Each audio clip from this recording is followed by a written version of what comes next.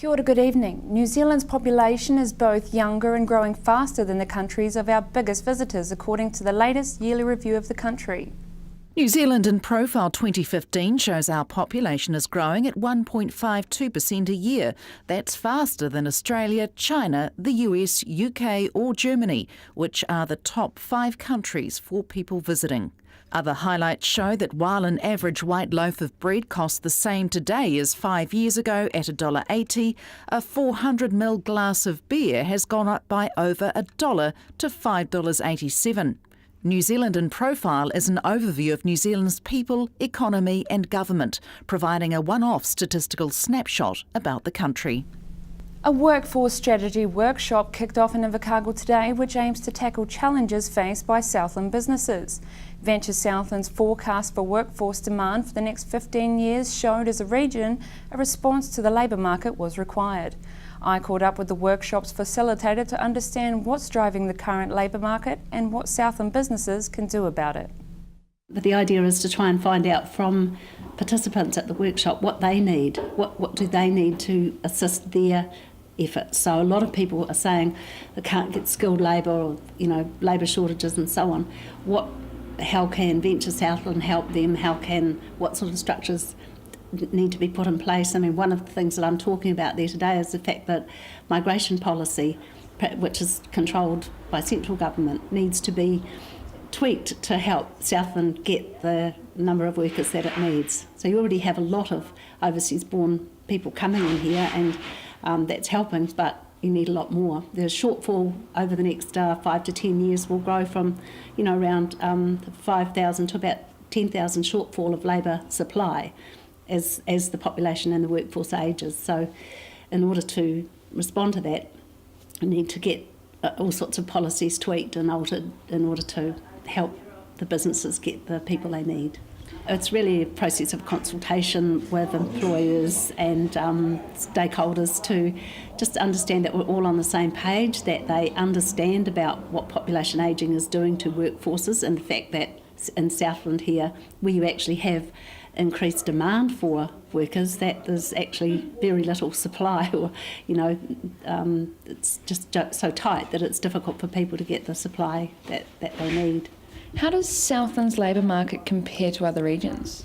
Well, it's very tight, demographically tight, meaning that you've got relatively few young people entering the labour market for those approaching the retirement age, but more particularly already got really high labour force participation rates at all ages.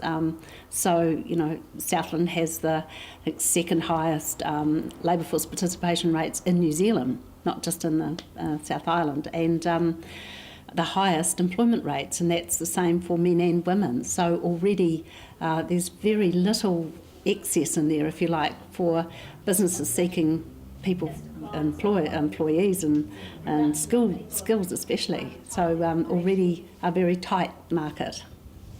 Why is it the retention of skilled workers such a challenge? Well, with population ageing, it's quite a big story really, but because people are having fewer children these days, declining birth rates, say across the 1990s, mean that we've now got a reduction in the number of school leavers. So people 15 to 19 years of age, over this 5-year period, we've seen 20,000 fewer than 5 years ago, and another 8,000 fewer we're anticipating in the next 5-year period. At the same time, you've got the baby boomers starting to leave the labour market, so that's driving some major changes. 1,500 Kiwi families will be better equipped to support online learning and to help close the digital divide through the Computers in Homes program. This year, 1,500 low-income families will be selected to take part. For a cost of $50, families receive free training, a recycled computer, 12-month subsidised internet connection and technical support through the program. Education Minister Hekia Parata says the aim is to ensure low-income families have the opportunity to learn basic computer skills and gain access to the internet. Regional groups work with local schools to implement the CIH model and create their own blogs to keep families informed and provide a platform for feedback. Abel Kramer has been elected the new Mararoa Waimea Ward Councillor. Preliminary by-election results released yesterday show Mr Kramer's 814 votes beat Jan Ludderman by 188 votes. Shirley Mowat was third with 406 votes and John Hardcastle fourth with 122. Southland District Council Electoral Officer Virginia Dillon said 39.39% of the ward voted in the by-election, which was called after Alastair Jukes resigned because of ill health last year. Mr Kramer will be sworn in at the council meeting on the 18th of March. Stay with us after the break. A new campaign to help farmers through tough times, and Venture Southland asks, how good is your internet service?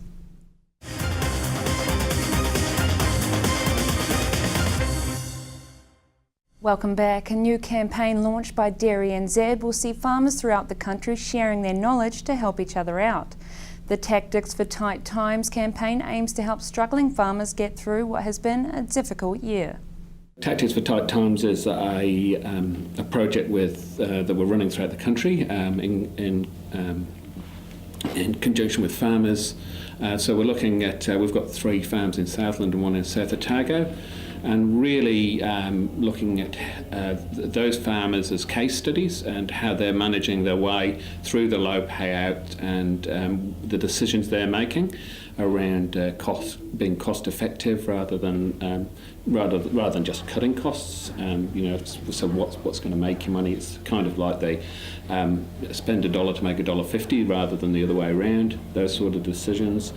Looking at the individual farm businesses, because they're all different, and saying, so how is this farmer managing his finances, but also his farm system with changes he might have made previous to last year. The biggest issue the farmers are having to look at is the reduction in payout. So we've got a lot of volatility within payout. So we've lost about a third to a half off the payout from last season. So it's a big shift for the business to change from operating at a high payout to a low payout, and without changing up your systems. And so it's actually looking around cost effectiveness around your business. What may have been cost effective last year quite easily isn't this year. So that's one of the major issues, well, probably the major issue they're facing at the moment. But also it's been, as far as seasons go, this season's been a very hard season in Southland, South Otago, with seriously wet weather right through the spring. And then it's turned quickly dry. Pastures haven't quite taken off yet. We're still green, but they haven't taken off, and farmers need a good autumn to try and get some of that production back again. How will the process be monitored, and for how long? So we're going to be working with them for, at present it's 18 months. Of course, there's volatility in the payout, so should things change, we'll probably still run with them, but it won't be as critical as it is now. So as I say, the payout's at a level, if you manage well and your debt levels are okay, you can get through. But it's and going into next year, it's going to be a bit tighter for farmers. So this year they've got retrospective payments. So basically, last year's payout, some of that was paid into this season, but next year that's not going to be there. So the amount of cash they receive is going to be less. So it's going to be a bit of a tighter season next season. So there's a real focus on how we manage through that. The Aparima Tavern is rising from the ashes, but the future of the seaside pub is still open. Fire gutted the original tavern almost 20 months ago. The 135-year-old establishment was virtually burned to the ground after a fire started in the kitchen and quickly spread. Now, on the verge of being completely rebuilt, the tavern is on the market, with owner Robin Mulligan saying she's selling to care for her health. She says it was a very difficult decision to sell, but says after living in Wanaka for the past 18 months, she has seen necessary health benefits due to more control over her lifestyle. Several parties have expressed interest in purchasing the new establishment. Venture Southland has set out to find out how good the region's internet and mobile services are. The Southland Mobile and Internet Survey has been released, and Southlanders are being urged to get online and register their experiences. We're running this mobile and internet survey because it's really important to find out more about how Southland families and businesses are experiencing their internet, their mobile coverage, what impact it's having on their lives. So Venture Southland has been active in this area for a long time now. Back in 2000, we were involved in the Community Broadband Initiative, which brought broadband right across the region. It was one of the first areas in New Zealand to do that and impacted on national policy.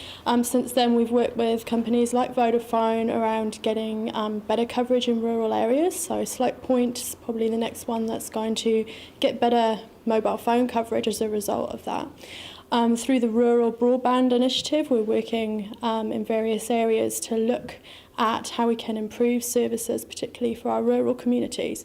But it's something that businesses, that Southlanders in general, tell us is a really important issue. So this survey is to find out, it's to ground truth, find out what is actually happening, map areas where people are dissatisfied, and then look at how Venture Southland can advocate for better services for the region. And what's the response been like so far?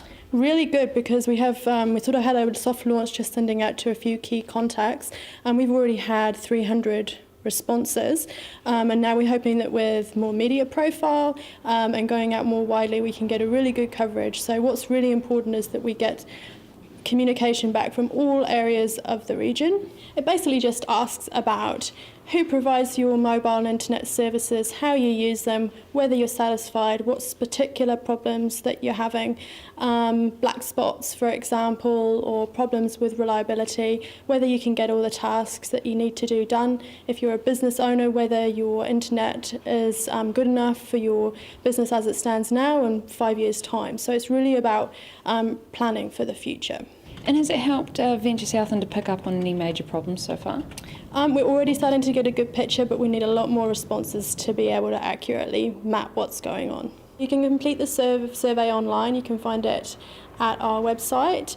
It takes about 5 minutes, but for those people who don't have internet access, you can either call into the Venture Southland office or let us know your address and we'll post you a copy of the survey. And to register for the survey, visit venturesouthland.co.nz.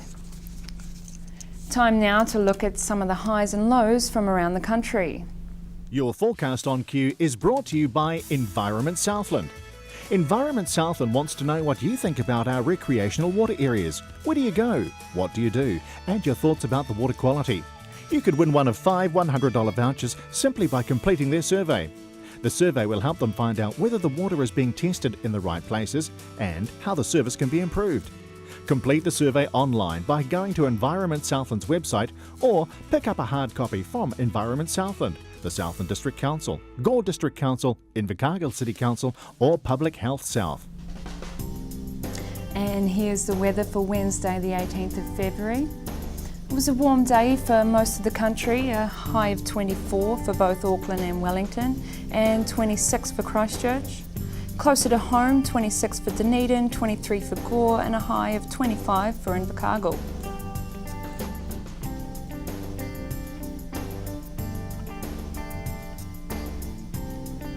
And tomorrow the south will be experiencing a few showers, clearing in the evening.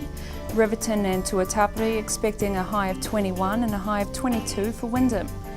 Invercargill and Gore can both expect a high of 22, Te Anau and Queenstown both a high of 22 also.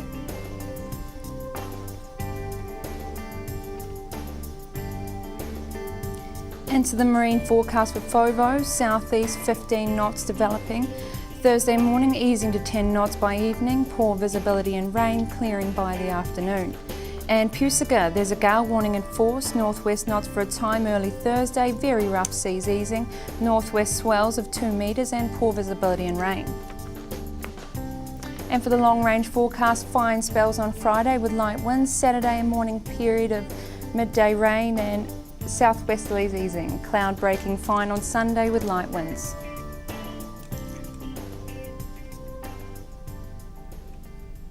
And that's it for us this Wednesday. Stay with us. Sport coming up next from the news team. Good night.